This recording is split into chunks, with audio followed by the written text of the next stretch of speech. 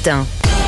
L'édito politique sur Europe 1 avec Le Figaro. Bonjour Vincent Trémollet de Villers. Bonjour Dimitri, bonjour Anissa, bonjour Vincent. à tous. Vincent, tout à l'heure, l'Assemblée va examiner les motions de censure du nouveau Front Populaire et du Rassemblement National contre le gouvernement Barnier.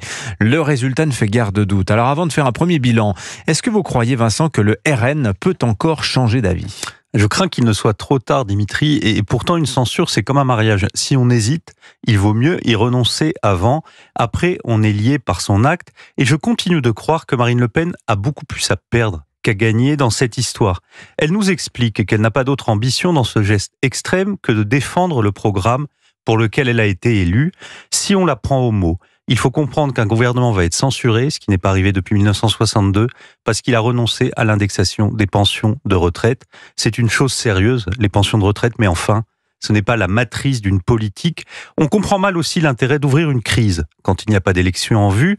Si le but, c'est de remplacer Michel Barnier par Sébastien Lecornu, c'est très sympathique, mais c'est un peu disproportionné.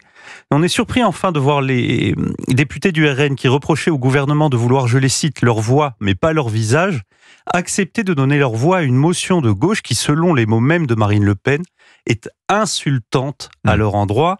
Alain Finkielkraut recommande de penser contre soi-même. Le Rassemblement national, lui, s'apprête à voter contre lui-même. Finalement, aux magouilles du Front républicain, Marine Le Pen répond par les carabistouilles de la motion de censure. Match nul, balle au centre. Mais le RN explique, Vincent, qu'il n'est pas la cause de cet échec du budget, que la faute en revient au Premier ministre lui-même. Alors à qui la faute dans cette histoire ? Alors, parmi les penseurs de la culpabilité, Dimitri, c'est la chanteuse Alizée qui nous donne la réponse. C'est pas ma faute à moi, clamait-elle, et depuis 48 heures, dans tous les camps, son refrain tourne en boucle. C'est pas ma faute à moi, dit Michel Barnier hier soir à la télévision. C'est pas ma faute à moi, répond Marine Le Pen. C'est pas ma faute à moi, chante Gabriel Attal, Laurent Wauquiez et Emmanuel Macron.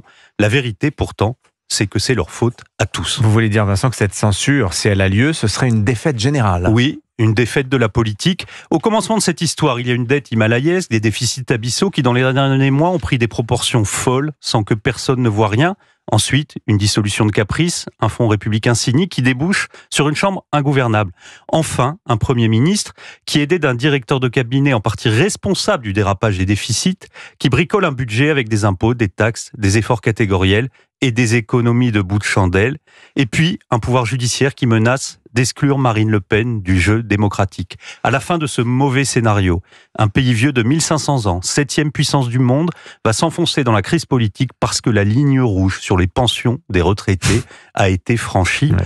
Aucun des protagonistes ne peut sortir grandi d'un épisode aussi désolant. Emmanuel Macron porte sa dissolution comme l'instrument de son martyre.